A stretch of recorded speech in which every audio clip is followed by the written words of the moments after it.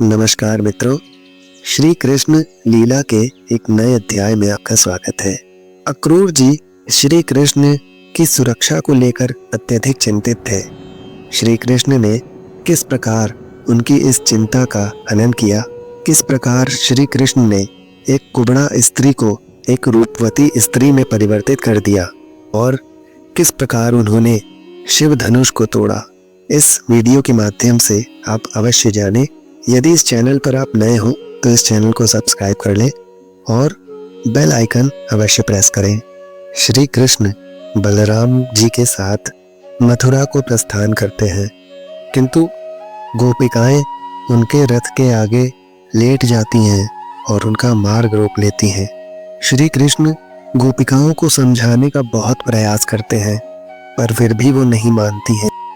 जब अक्रूर जी बाहर आकर देखते हैं तो वो दोनों उन्हें अपने रथ पर ही दिखाई पड़ते हैं। अक्रूर जी को हर डुबकी में बारंबार वही दृश्य दिखाई पड़ता है। इससे वो भ्रमित हो जाते हैं। अंत में उनके भ्रम को दूर करने के लिए श्री कृष्ण यमुना के जल के भीतर शेष सैया पर विराजमान होकर अपने साक्षात विष्णु स्वरूप में उन्हें दर्शन देते हैं। अक्रूर जी को सतयुग से लेकर द्वापर युग तक के समस्त विष्णु जी के अवतारों के दर्शन भी होते हैं। इनमें मत्स्य अवतार, कूर्मा अवतार, वराह अवतार, नरसिंह अवतार, वामन अवतार, परशुराम अवतार, राम अवतार और वर्तमान के कृष्ण अवतार सम्मिलित होते हैं। शेषनाग जी में अक्रूर जी को बलराम की छवि के दर्शन प्राप्त होते हैं। श्री कृष्ण अक्रूर जी से कहते हैं कि मेरी सुरक्षा को लेकर आपके हृदय में निरंतर मेरा ही वास बना रहा। हर क्षण आपको मेरी सुरक्षा की ही चिंता बनी हुई थी। एक प्रकार से आप हर क्षण मेरा ही ध्यान करते रहे। इसलिए आपकी इस भक्ति से प्रसन्न होकर मैं आपको चिर भक्ति का वरदान प्रदान करता हूँ। अक्रूर जी प्रभु कृपा से कृत हो जाते हैं और हरि दर्शन से अभिभूत होकर यमुना से बाहर आते हैं। अक्रूर जी के सैनिक उनसे कहते हैं कि वो चौथी डुबकी लगाना भूल गए हैं। तब अक्रूर जी कहते हैं कि अब कोई डुबकी लगाने की कोई आवश्यकता नहीं है, कोई ज़रूरत नहीं रह गई है। अब वह जान चुके थे कि वह जिनकी सुरक्षा को लेकर इतना अधिक चिंतित थे, वह तो स्वयं तीनों लोकों के रक्षक हैं। अक्रूर जी अपने सैनिकों को भी चिंता मुक्त हो जाने का आदेश देते हैं और रथ पर सवार कृष्ण जी के चरणों पर गिरकर उन्हें न पहचान पाने के लिए क्षमा मांगते हैं। तब श्री कृष्ण प्रेम पूर्वक उन्हें अपने गले लगा लेते हैं। तो उधर कंस अपने महल में बहुत ज़्यादा बेचैन अवस्था में इधर उधर टहल रहा था। उसका मंत्री चारुण कृष्ण और बलराम के गोकुल से निकल पड़ने की उन्हें सूचना देता है।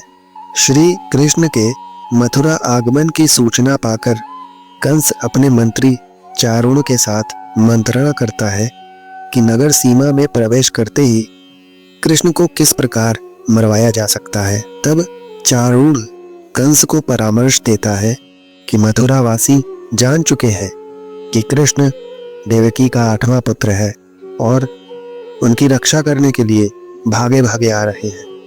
अपने युवराज की इस प्रकार हत्या होते देख नागरिक भड़क जाएंगे। इसलिए दिन के उजाले में कृष्ण का मथुरा में राजकीय अतिथि के रूप में स्वागत किया जाए, जिससे नगरवासी पूरी तरह निश्चिंत हो जाए कि कृष्ण को कोई खतरा नहीं है। इसके बाद कल सवेरे जब कृष्ण रंगशाला में जाएंगे, तब रास्ते में ही कुवलिया पीठ नामक हाथी से उन्हें कुचलवा दिया जाएगा। चाणूर कंस को बताता है कि ये कोई सामान्य हाथी नहीं है।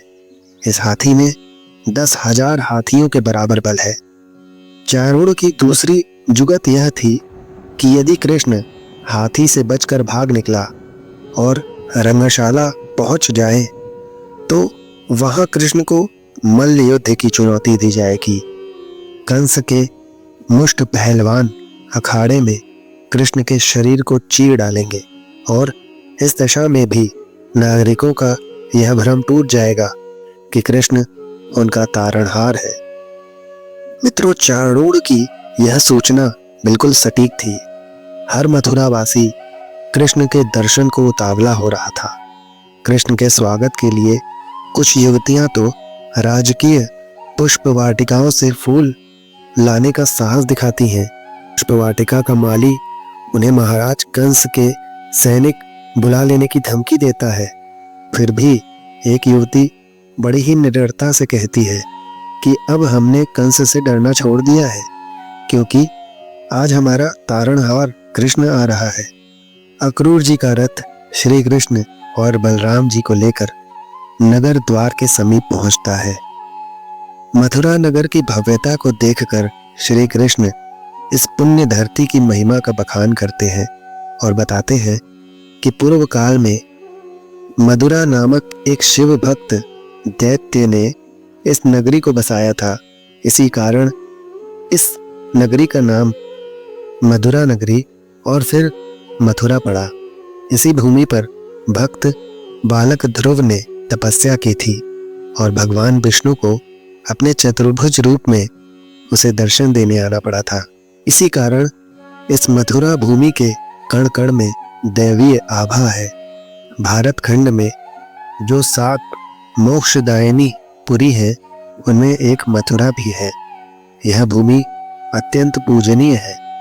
मथुरा में प्रवेश करते ही नागरिक उनकी जय जयकार करते हैं।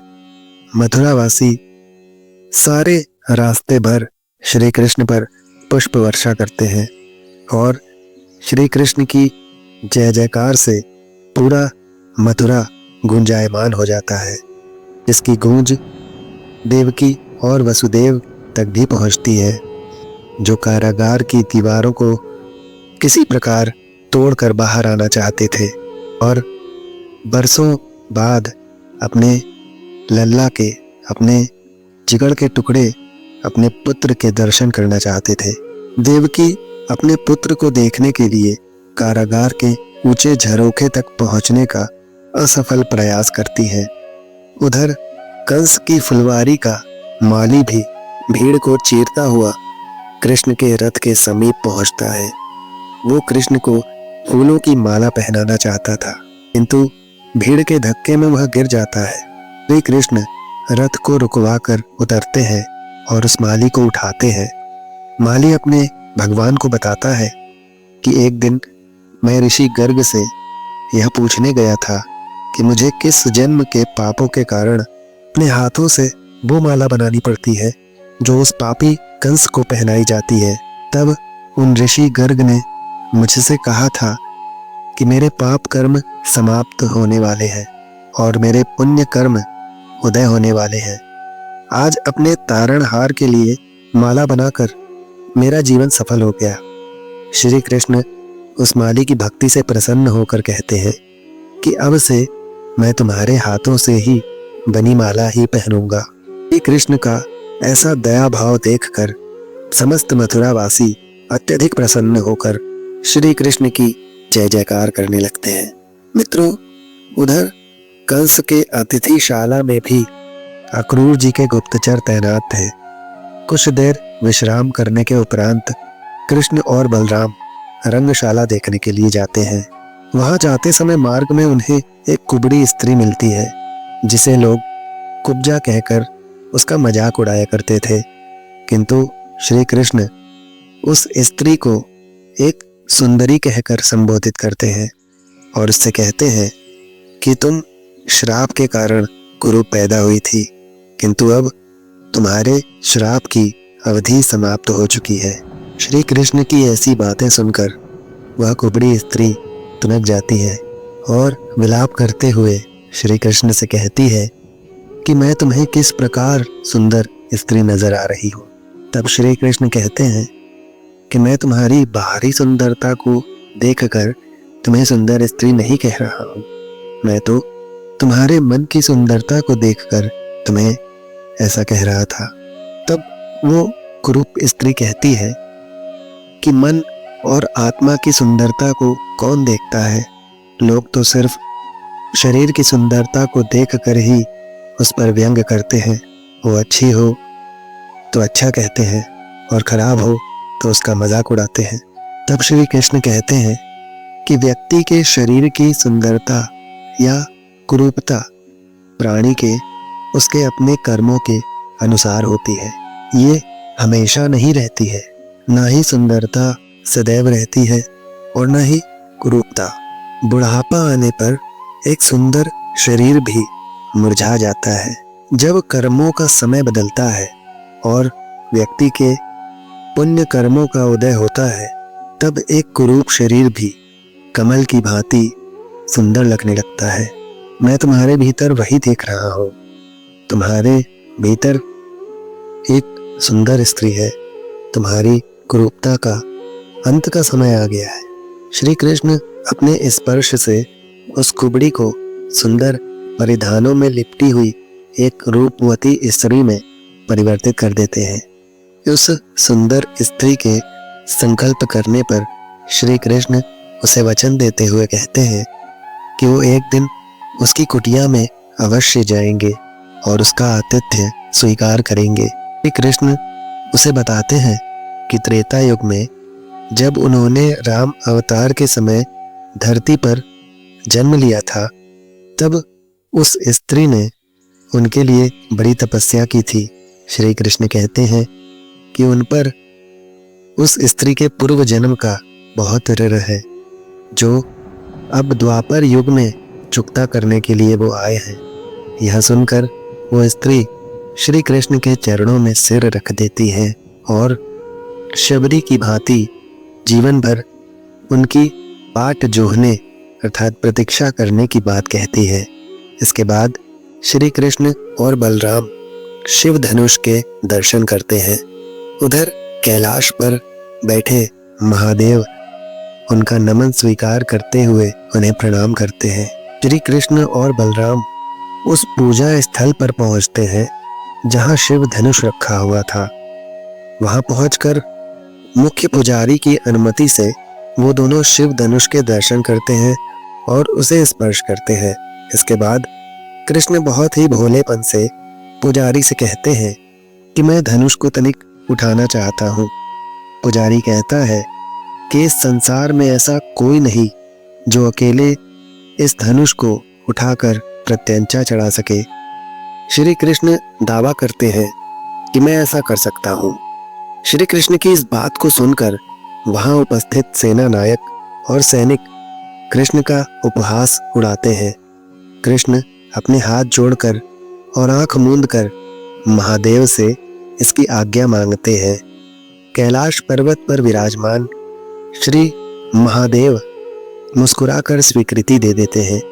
श्री कृष्ण सहज भाव से धनुष को उठा लेते हैं और वहां उपस्थित सभी लोगों को अचंभित अवस्था में डालकर धनुष की प्रत्यंचा थाम लेते हैं। तो इसके बाद वह धनुष को उसी प्रकार तोड़ देते हैं जैसे उन्होंने त्रेता युग में राम अवतार के रूप में तोड़ा था। धनुष भंग होने की ध्वनि से पृथ्वी में कंपायमान हलचल पैदा हो जाती है। महल में बैठे कंस का राजमुकुट सिर से धरती पर गिर पड़ता है। अपने आश्रम में पूजा में विलीन ऋषि गर्ग को इस चमत्कार की अनुभूति होती है। कारागार में देवकी और वसुदेव भी चौंक जाते हैं। चारों तरफ श्री कृष्ण की जय जयकार होने लगती है। तभी कंस के सैनिक कृष्ण और बलराम को बंदी बनाने के लिए उन पर झपटते हैं, किंतु वे दोनों टूटे हुए धनुष को ही अस्त्र बनाकर उन सैनिकों को परास्त कर देते हैं। इस प्रकार सेना नायक वहां से बचकर भाग निकलता है और कंस को शिव धनुष भंग होने की सूचना देता है। कंस अपने सेना नायक की कायरता पर उसे मृत्यु दंड देने का ऐलान करता है। भी उसका मंत्री चारुण उसे रोकता है और कहता है कि अपने ही सैनिक को यूं दंडित करने से सैन्य विद्रोह हो सकता है। ऐसे विद्रोही सैनिक कृष्ण के पक्ष में जा सकते हैं। वैसे भी धनुष टूटने के बाद मथुरा वासियों में कृष्ण के प्रति विश्वास बढ़ गया होगा। तो मित्रों, श्री कृष्ण लीला का यह अध्याय आपको कैसा लगा, कमेंट में राधे राधे लिखकर हमें अवश्य बताएं। यदि यह वीडियो आपको अच्छी लगी हो तो इसको लाइक अवश्य करें। धन्यवाद। राधे राधे मित्रों।